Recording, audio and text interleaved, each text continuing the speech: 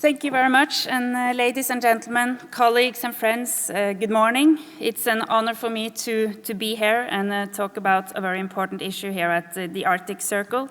Please let me start by thanking the organizers for putting the Arctic on the agenda in this very impressive way. The Arctic is not only on the top of the world, but it's also on the top of Norway's foreign policy agenda. We are an Arctic nation. 10% of our population lives north of the Arctic Circle, and we have lived off and by the sea for thousands of years. And the Arctic is changing, and it's changing fast. As the seas are warming and the ice is retreating, human activity and international interest is growing. As a responsible coastal state, Norway is striving to make use of the new economic opportunities while addressing the challenges in a safe, environmentally sound way.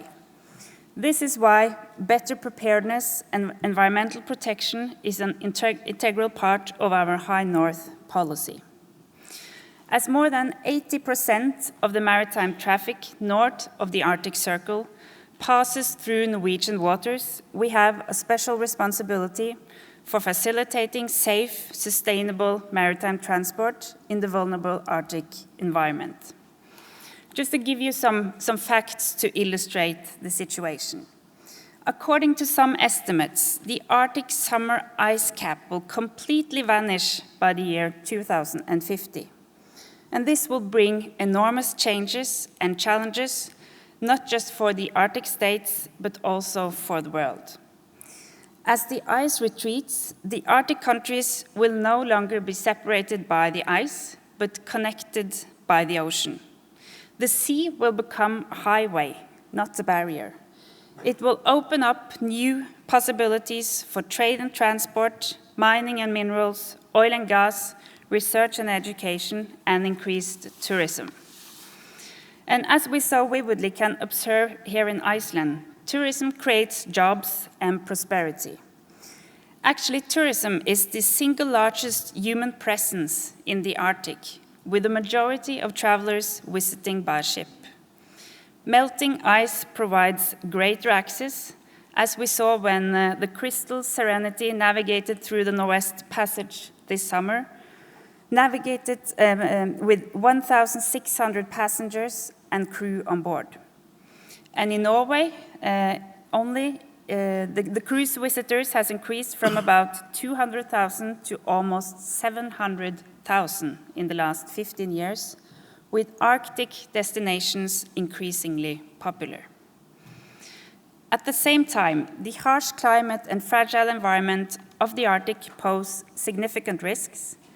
In the Arctic, the water is near freezing, the weather is unpredictable, and the regions visited are so remote that rescuers might not be hours, but days away.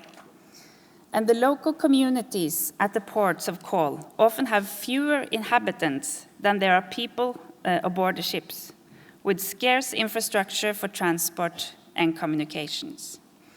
And together, we must strive to be on top of these developments. We must ensure that we make use of the opportunities, but never lose sight of the importance of safeguarding our Arctic environment and the people that will be operating in it. And this is the reason we put safety and preparedness on the agenda here today. It's a topic of vital importance for Norway.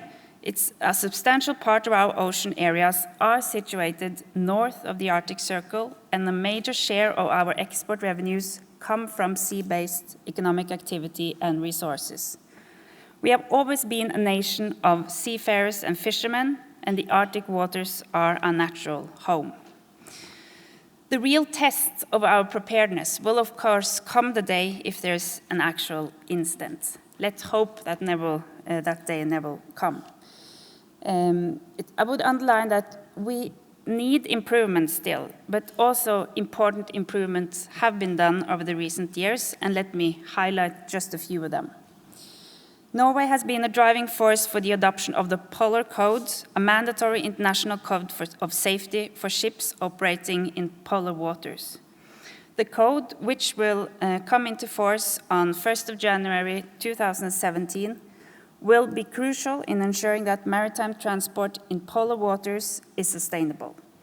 It sets more stringent safety and environmental standards for ships operating in polar regions.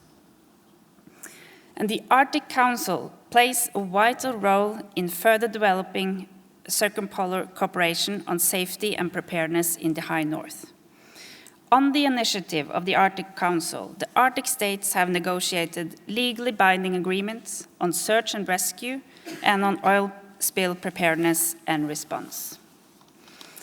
And under the US chairmanship, these agreements have been followed up with practical measures. In August this year, the US Coast Guard organized a mass rescue operation exercise in Alaska as a concrete follow-up of the agreement. Also, Norway took part in the exercise. And within the framework of the Barents Cooperation, the Barents Rescue Exercise has been held every other year since 2001.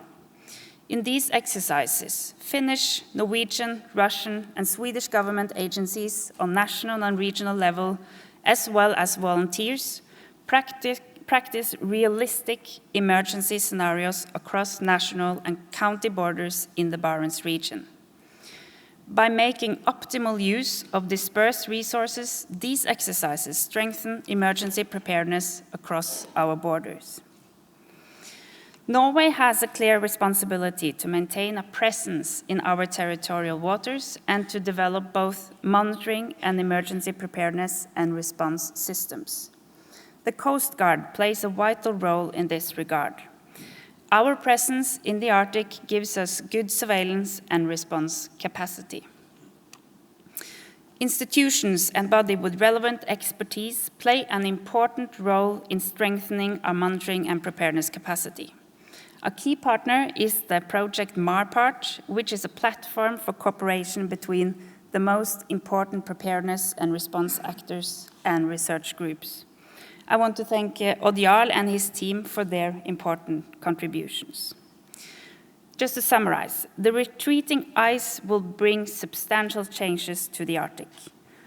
As responsible actors in the north, we must make use of the new economic opportunities that arise while we address the challenges of a safe environment in a good way.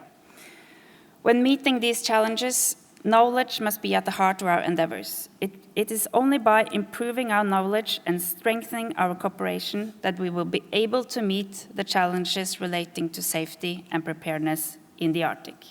We need to keep the Arctic waters safe.